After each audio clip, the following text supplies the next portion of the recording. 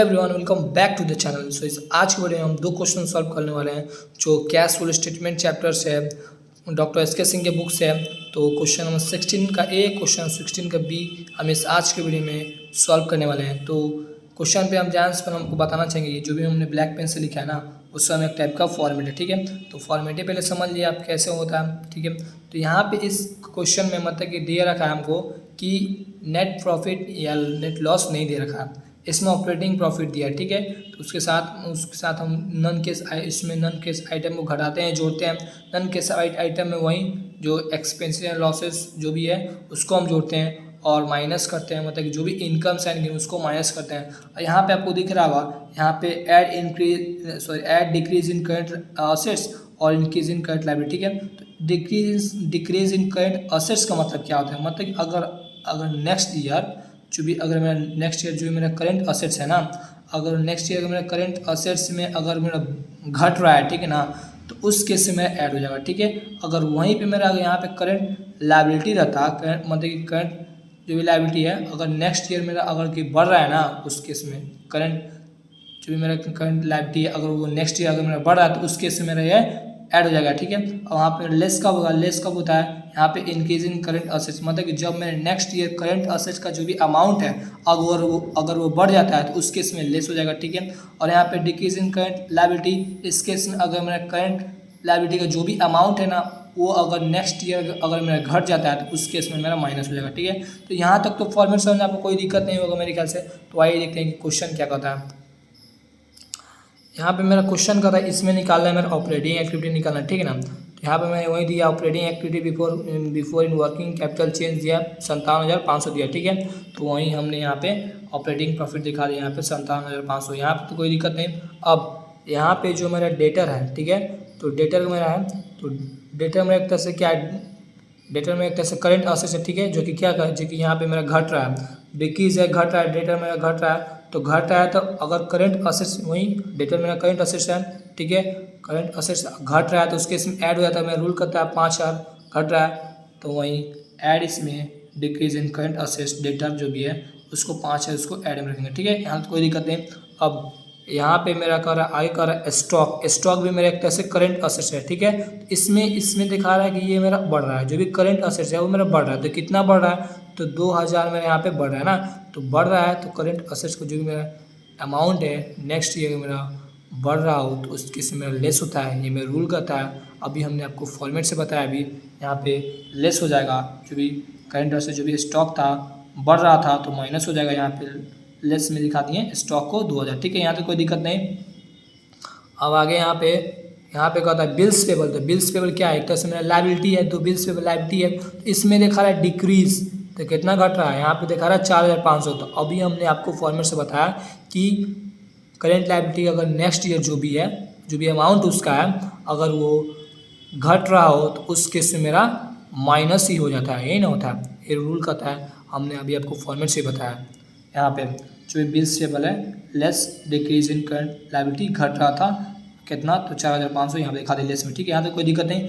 अब आगे देखते हैं, आगे यहाँ पे है क्रेडिटर, ठीक है। तो क्रेडिटर मेरा क्या है, एक तरह से क्रेडिटर भी मेरा एक तरह से मेरा लायबिलिटी है, तो लायबिलिटी है तो यहाँ पे लायबिलिटी मेरा बढ़ रहा है, तो बढ़ रहा है तो कितना बढ़ा 3,200 बढ़ रहा है। तो लायबिलिटी जो भी मेरा नेक्स्ट ईयर जो भी मेरा करंट लायबिलिटी जो भी मेरा बढ़ता है तो उस केस में क्या हो जाता है, उस केस में मेरा एक तरह से ऐड हो जाता है, ये मेरा रूल कहता है।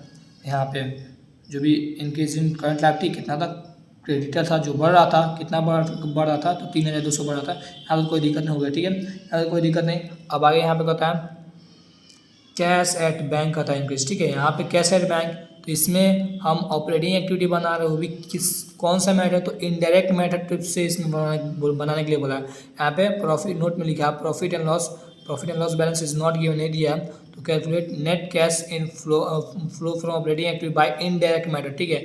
अगर ये मतलब कि इसमें इनडायरेक्ट मैटर में कैश की चर्चा नहीं होती है, नॉन कैश आइटम की जो भी चर्चा होती है, तो इसमें कैश की चर्चा नहीं होगी। यहाँ पे लिखा है बैंक में रिकॉर्ड वृद्धि, ठीक है। यहाँ पे जो भी कैश एट बैंक है वो बढ़ रहा है तो इसमें कैश एट बैंक की चर्चा नहीं करेंगे, इसमें कैश की चर्चा नहीं करते हैं, ठीक है। इनडायरेक्ट मैटर में हम कैश की चर्चा नहीं करते हैं। तो यहाँ तक तो समझ में आ गया आपको कि नहीं चर्चा करेंगे, ठीक है। आइए देखते हैं हम इसको ऐड करते हैं। तो इसको ऐड जो भी हम करते हैं, यहाँ पे ऑपरेटिंग प्रॉफिट मैंने 57,500 दिया, यहाँ पे नन के साइड में जो भी एक्सपेंसेस और लॉस को नहीं दिया, यहाँ पे नहीं दिया है, तो वहीं 57,500 आ जाएगा। और यहाँ पे इनकम साइन जो भी नहीं दिया, ये भी नहीं दिया इनकम साइन गेन, जो भी नन केस आइटम है, तो ये भी दे दिया, तो नील हो जाएगा, 57,500 आ जाएगा। ठीक है, यहाँ तक कोई दिक्कत नहीं। अब यहाँ पे ऐड में और यहाँ पे जो भी डेटर है, जो मेरे करंट असेट्स है, यहाँ पे क्रेडिटर है जो भी दिया था हमने, यहाँ पे 5,000 यहाँ पे जो था 5,000 और 3,200 इसको ऐड करेंगे, ऐड करके 8,200 आया। अब इसमें जो 57,500 अमाउंट था और इसमें 8,200 जोड़ेंगे तो इसमें कितना आ जाएगा, 65,700 आ जाएगा। ठीक है, यहाँ तो कोई दिक्कत नहीं। अब यहाँ पे लेस में जो भी आइटम है, यहाँ पे 2 आइटम है, 2,000 और 4,500, इसको जोड़ेंगे तो 6,500 आ जाएगा। तो इसके 65,000 जो भी 700 था, इसमें से हम लेस करेंगे, यहाँ पे लेस है। ठीक है, यहाँ पे जो भी मतलब कि असेट्स भी है और एक लायबिलिटी है जो कि बढ़ भी रहा है और घट भी रहा है, यहाँ पे दोनों जोड़ेंगे, तो जोड़ के इसमें से माइनस करेंगे लेस, यहाँ पे तो लेस माइनस करेंगे तो मेरा 59,200 आ जाएगा। ठीक है, यहाँ पे मेरा net cash flow from operating activity निकल जाएगा। ठीक है, आई होप आपको क्वेश्चन 16 नंबर समझ में आ गया होगा। ठीक है, आइए देखते हैं इसके बी की तरफ।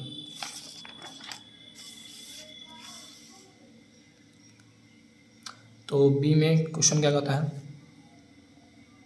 बी में भी मेरा वही कहता है, बी में भी मेरा यही ऑपरेटिंग एक्टिविटी निकालना है बी में। ठीक है, तो यहाँ पे देखिए, यहाँ पे नेट प्रॉफिट दिया है, मैं 1 लाख दिया नेट प्रॉफिट। ठीक है, यहाँ पे जो मेरा 1 लाख दिया है, तो नेट प्रॉफिट मेरा 1 लाख दिया। ठीक है, अब आगे देखते हैं इसमें क्या दिया रहा है। इसमें दे रहा है ट्रांसफर टू जनरल रिजर्व, तो मेरा एक्सपेंसेस एंड लॉस कैटेगरी में आता है। ठीक है, तो transfer to general expenses and loss को हम ऐड करते हैं, अब ये बात हम जानते हैं। तो यहाँ पे 10,000 जो भी है, तो 10,000 जो भी हम इसको ऐड कर देंगे नेट प्रॉफिट के साथ, तो यहाँ पे add transfer to general reserve, एक 10,000 जो भी था उसको हम ऐड में लिख देंगे। ठीक है, ऐड में। ठीक है, यहाँ तो कोई दिक्कत नहीं।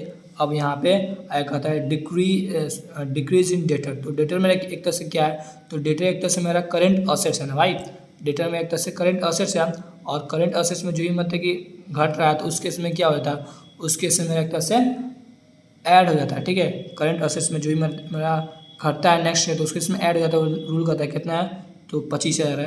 ठीक है, तो यहाँ पे add decrease in current assets debtor जो भी घट रहा था, तो यहाँ पे 25,000 होगा। ठीक है, यहाँ तो कोई दिक्कत नहीं। अब आगे देखते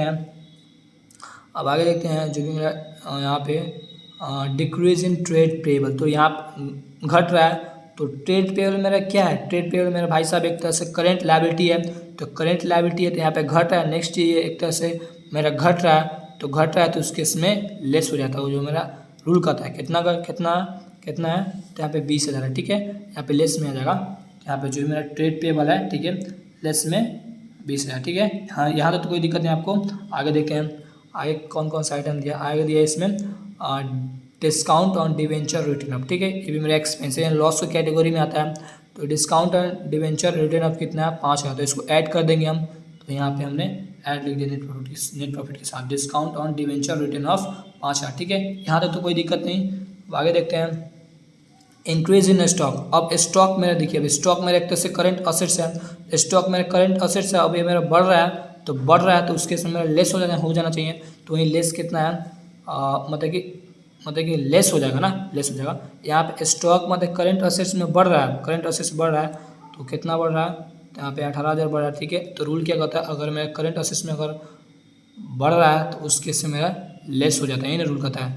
तो कितना बढ़ रहा है, यहाँ पे बढ़ रहा है मेरा 18,000 बढ़ रहा है। ठीक है, तो यहाँ पे जो भी मेरा स्टॉक है, तो स्टॉक मेरा less increase in current assets, stock जो भी था 18,000 बढ़ रहा था, तो यहाँ पे लेस हो जाएगा। ठीक है, रूल कहता है यहाँ पे। ठीक है, यहाँ पे कोई दिक्कत नहीं। अब आइए देखते हैं क्या कहता है आगे। यहाँ पे कहता है यहाँ पे कि loss on sale of machine. ठीक है, हमने मशीन बेचा, उस पर हमें लॉस हुआ, घाटा हुआ। ठीक है, लॉस हो रहा है ना यहाँ पे, तो ये मेरा क्या कहता है, ये भी एक्सपेंसिव एंड लॉस की कैटेगरी में आ जाएगा। ठीक है, एक्सपेंसिव लॉस की कैटेगरी में आ जाएगा, तो कितना 12,000 मेरा मतलब कि हम लॉस में जा रहे हैं। ठीक है, तो ये ऐड हो जाएगा नेट प्रॉफिट के साथ, ये रूल कहता है। ठीक है, यहाँ पे जो भी loss on sale of machinery, हमने जो भी मशीन था हम उसको बेचें, तो हमको 12,000 का लॉस आया, तो ये मेरा ऐड हो जाएगा एक तरह से। ठीक है, यहाँ तो कोई दिक्कत नहीं। अब आगे देखते हैं, आगे इसमें कह रहा है कि profit on sale of investment. ठीक है, तो इन्वेस्टमेंट मतलब कि इन्वेस्टमेंट जो भी है जो भी विनियोग हो, जो भी हम इन्वेस्टमेंट को बेचे और उस पर हम मेरा प्रॉफिट है तो इनकम एक तरह से इनकम एंड गेंस के कैटेगरी में आता है। तो इस तरह से हम इसमें क्या कर इनकम एंड गेंस हम जानते हैं कि ये लेस होता है, तो 4,000 मेरा लेस हो जाएगा। ठीक है, तो यहाँ पे less profit on sale of investment, जो भी हमने बेचा था उस पर, हम इन्वेस्टमेंट जो भी बेचा था उस पर हमको प्रॉफिट हुआ तो ये मेरा लेस हो जाएगा। ठीक है, 4,000 जो मेरा था प्रॉफिट लेस हो जाएगा। ठीक है, यहाँ से कोई दिक्कत नहीं।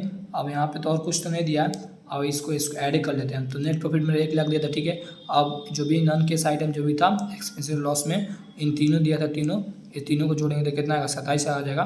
तो यहाँ पे 1 लाख ये और 27,000 जोड़ेंगे, 1,27,000। अब यहाँ पे इनकम साइन गेट में 1 ही दिया है तो 4,000 जो दिया है तो इसको लेस करेंगे यहाँ पे, तो लेस करेंगे तो यहाँ पे 1,30,000 आ जाएगा। ठीक है, यहाँ पे कोई दिक्कत नहीं। अब यहाँ पे add decrease in current assets and increase in current liability. ठीक है, इसमें एक ही आइटम दिया था जो डेटर था, इसमें हम ऐड करेंगे यहाँ पे जो भी मेरा 25,000 था इसको हम ऐड करेंगे 1,30,000 में 25,000 ऐड करेंगे तो 1,28,000 आ जाएगा। ठीक है, यहाँ पे कोई दिक्कत नहीं। अब आएगा लेस में, तो लेस में हमें 2 आइटम जो भी मेरा ये दोनों आइटम को जोड़ेंगे, यहाँ पे ये दोनों को जोड़ेंगे तो कितना आएगा, 38,000 आ जाएगा। ठीक है, यहाँ पे लेस है ना, तो लेस ये लेस वाला आइटम यानी कि माइनस हो जाएगा। ये दोनों को तो हम जोड़ दिए हैं, लेकिन ये लेस वाला ये दोनों जो आइटम है ये दोनों लेस वाला आइटम है, तो इसको हम ये दोनों जोड़ के ये दोनों जोड़े तो 38,000 और इसमें से हम घटा देंगे तो 1,10,000 मेरा आ जाएगा, जो क्या आ जाएगा वो मैं net cash flow from operating activity आ जाएगा। ठीक है, 1,10,000। आई होप आपको क्वेश्चन नंबर 16 का ए और 16 का बी अच्छी तरह समझ में आया होगा, नहीं समझ में आया होगा तो गाइज कमेंट करें। ठीक है, नेक्स्ट वीडियो में नेक्स्ट टॉपिक लिए, तो पहले थैंक यू।